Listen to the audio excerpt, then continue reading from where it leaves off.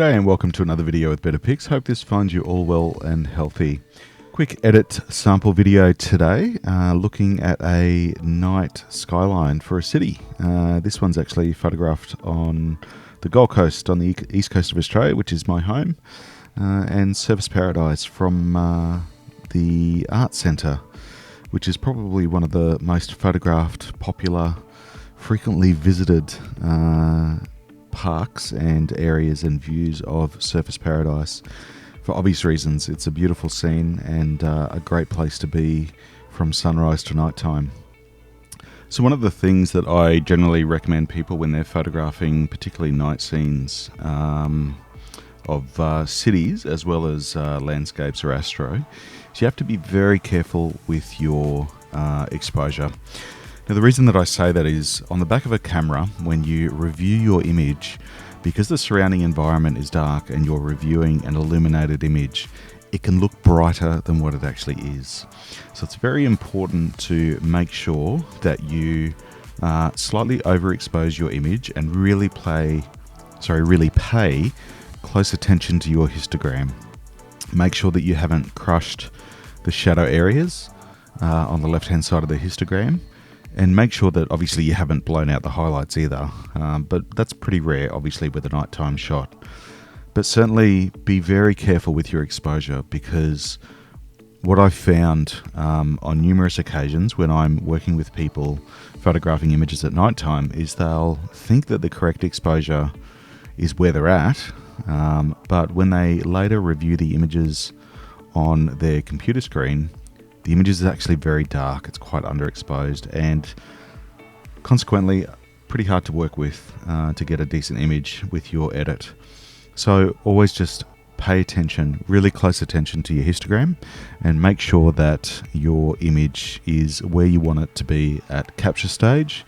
And a little bit of experimenting will have you seeing very quickly how it's good to slightly overexpose your image and make sure that you retain detail in those shadow areas. Alright, so we're editing in Lightroom today. It's the latest version, version 9.3. And we're going to go through the edit process. So first thing I'm going to do is just make some general global adjustments to the exposure. I'm going to increase the contrast a little bit because the color profile that I shoot with is quite flat. So I just want to get a bit of punch back in there. And I'm just going to drop the highlights a little bit. I just want to really make sure that I retain those highlights, and where that's particularly important, not only in the buildings, but is in the reflections of the water. You'll see that when I raise the highlights, you can see the difference in the quality of the color in the reflections. So if your highlights are too overexposed, you do lose quite a bit of that color. So I just want to make sure that I maintain that color, and the reflections consequently will look really nice.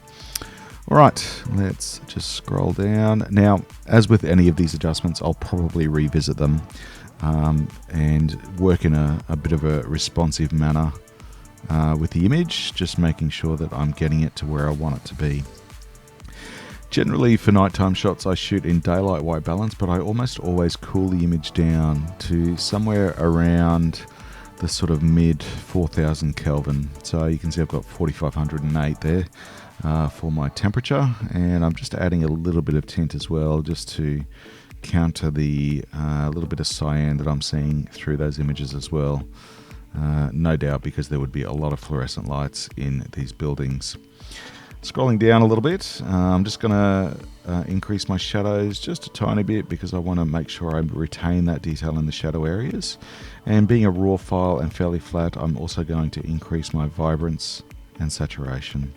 I always give a little bit more vibrance relative to saturation, because saturation is a global adjustment. Vibrance affects the colors in a different way, and I tend to find the results that I get are a little bit more pleasing. Alright, moving down to detail, I'm going to apply some sharpening, which I almost always do, and a little bit of masking as well, because there's a lot of soft tones in this image where I don't want to apply sharpening. So I'll just make sure that that's okay. Noise reduction I'm going to pop a little bit, because I am increasing the exposure a little bit. I'm just going to increase that image to 100%. Again, checking the sharpening, pretty happy with that. But also the noise reduction. Two reasons. I'm photographing at 1600 ISO, which really on the scale of things today is not massively high ISO. You can see that the image is pretty clean. But because I'm increasing the exposure and increasing the shadows, that can tend to bring or highlight noise a little bit more than average in the image. So I'm just going to apply +10 of noise reduction, and as I go, I'll review the image, and if I need to apply more or less, then I will. Alright, color detail and smoothness, that's all fine. Alright, lens corrections. Now, classic one for my Canon lenses, unfortunately, is I do get quite a bit of chromatic aberration, so I'm just going to hit yes to that without even really checking it. But I do know that I get chromatic aberration, and that little checkbox pretty much fixes it every single time. Alright, we're just actually going to go back up to the lens correction, and I'm just going to check out profile corrections just to have a look.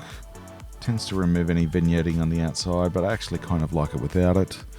It's not a massively wide angle lens, 24-70. It's pretty good in terms of distortion, so that's all totally fine. Alright, I'm going to come back up to my basic tab and global adjustments, and I'm going to increase that exposure just that little bit more, and keep the highlights around -45. I'm pretty happy with that. Alright, now what I'm going to do, we're going to have a look at the histogram, which I normally have expanded, but I didn't this time. You can see that there's no blocking of the shadows, and the highlights aren't really clipped, so there's a couple little sections of the image, but overall, not really concerned. It's, I don't think, going to materially affect the quality of the result, whether it's print or digital delivery. Alright, I'm going to apply some adjustment brush shortcut K adjustments, and that's going to be exposure. I'm just going to go to say +25 just as an approximate. Let's also increase the size of the brush just a little bit. You can see there, and I've got the feather all the way to 100%, which almost always I do. Sometimes I'll decrease that feather depending on what it is that I'm actually doing. But I just want to paint in a little bit of an increase in exposure, being very careful not to leave highlights around the buildings, just so that I can maximize the correct exposure depending on where I am in the image. Alright, I'm just going to increase the overall exposure just a tiny bit more, a little bit more contrast, and I'm just going to continue to play with the temperature and tint. Now, as you can see with this image, I haven't done huge adjustments. They're not massive adjustments at all. But the results really do improve the image quite substantially, quite easily and quite quickly. If we have a look at before and after,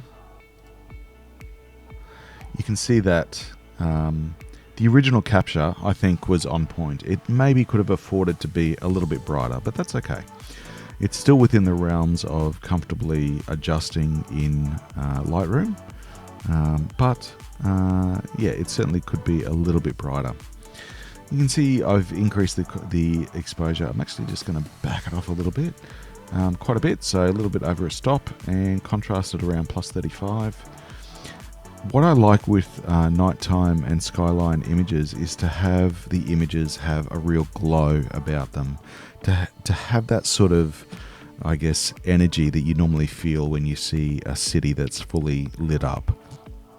And whenever there's water involved, which there is with a lot of cities, a lot of views, getting and maintaining and working with that reflection is always a good thing. What I'm actually going to do with that reflection is I'm just going to drop the exposure ever so slightly, and you can see that color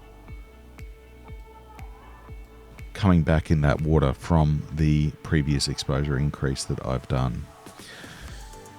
So yes, I really try to push the exposure to be quite bright with cities. I think there's nothing worse than a nighttime city image that's quite dark, because it doesn't have that energy and that lit up feeling. So always a good thing to try and really have that brightness and color and feeling of a a lit up skyline at the night time. All right, we're just going to come down to color, and we're going to go to HSL, and what I'm going to go to is hue, because I just want to have a look at a slight adjustment in the blue in the sky. It just feels like it's got a little bit of a aqua feel to it, so I just want to adjust that hue of the sky just so that we get that blue in there. And I'm also going to look at the luminance and just do a little bit of a play with the brightness in the blue as well. And I'm just going to drop it ever so slightly with the luminance in the blue. And what that does is it's just bringing out the definition of the clouds that little bit more and further increasing the contrast between the darkness of the sky and the brightness of the city. You can see we can still see stars in the sky really clearly, which is great. This was actually photographed on a I can't remember what it's called, but basically a really large moon. So the brightness in the sky, which you can see the moon just off the top left-hand corner there, brightness in the sky and the resulting brightness on the city was quite amazing. I think it's really helped with this image in terms of that balance between the brightness of the sky and the city, so which works really, really well. So just making further tweaks to the color balance, just dropping that magenta back a little bit to where it was. With any adjustment, if you want to take it to the extreme and have a look at what it looks like, this can really help to, I guess, center your eyes around how the image looks and what's working. Sometimes you can be looking at an image too much and you start to lose perspective on what's working and what isn't. Excellent. Alright, that's looking pretty good at this stage. I'm pretty happy with that. Now, as with any image editing or image creation or anything being creative, everybody's perspective is going to be different. So while I've made this image certainly brighter and quite a bit of color saturation in there, it may not be to everyone's taste, and that's the beauty of the creative process. So from here, I think it would be great for everybody to work or photograph and create their own images of cities shot at night time, if you have access to a city nearby, and have a look at the capture process. Remember what I mentioned earlier around too bright, too dark, and just being a little bit careful with your exposure, making sure that you have actually exposed it bright enough, as well as the editing process. You know, do you want to really have a punchy bright color for a city skyline, or do you want to create a black and white? Do you want to do a really long exposure so that you have movement in the clouds? You can see obviously with this image, the clouds are actually captured quite quickly, so it's quite a quick exposure. So there is movement in the water, not a huge amount. The clouds are obviously have good definition in the sky. This is the beauty of the creative process, people. We all have options to create things differently. So I hope you've enjoyed this video, and hopefully the method of editing that I've used helps you to understand a few options that are available. As always, if you have any questions, please pop them in the comments below. Otherwise, thanks for stopping by, and look forward to seeing you again next time. Take care.